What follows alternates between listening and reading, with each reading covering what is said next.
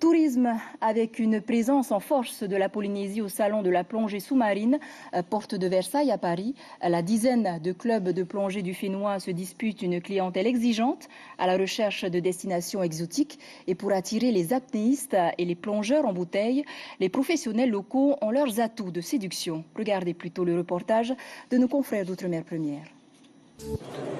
C'est le plus gros des stands des Outre-mer et l'un des plus importants de ce rendez-vous annuel.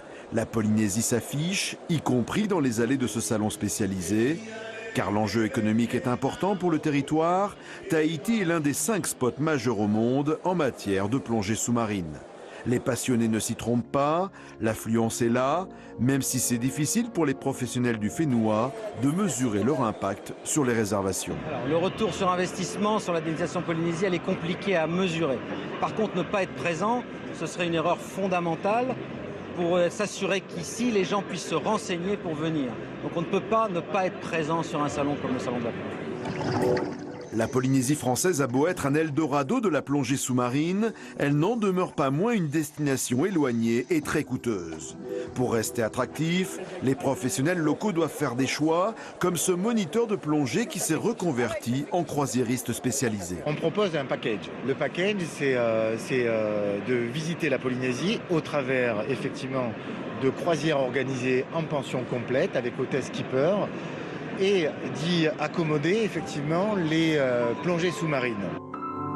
Résultat, un produit touristique 20 à 30% moins cher. Les réservations sont en augmentation et les projets comme le sien se multiplient. Et ça marche. La preuve, ce couple qui s'est décidé l'an passé en 10 minutes en découvrant le produit sur le stand.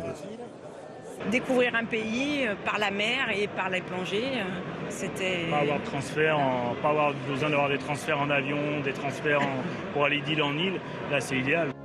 50 000 personnes ont visité le salon l'an passé, les organisateurs en attendent un peu plus cette année. Une belle opportunité pour les professionnels tahitiens du tourisme. Voilà, le salon fermera ses portes lundi. Autre exposition de